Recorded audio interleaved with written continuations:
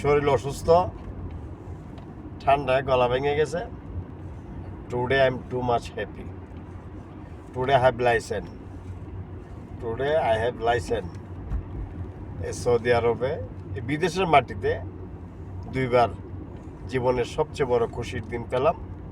দুবাইতে থাকতে যখন দুবাই যেদিন লাইসেন্স পেয়েছিলাম ওই দিন খুশি হয়েছিলাম।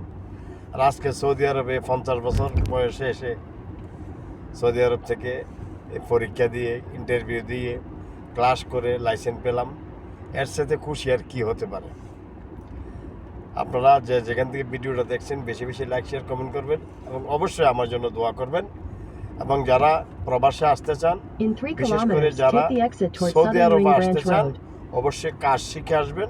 কাজ যদি না শিখে আসেন কষ্ট পেতে হবে।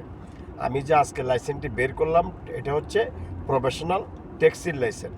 সৌদি আরবের লাইসেন্স 2-3 প্রকারের হয়। নর্মাল হয়, আপনার প্রাইভেট হয়, লাইট হয়।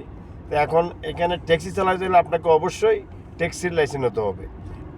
ট্যাক্সির লাইসেন্স ছাড়া যদি আপনি ট্যাক্সি চালান তাহলে পুলিশের দল আপনাকে অনেক টাকা মোকালাফা দেবে, এটাকে বাংলাদেশের ভাষায় বলে ফাইন দিবে।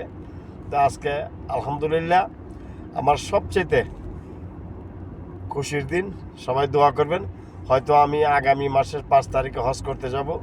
আমার জন্য সবাই দোয়া করবেন।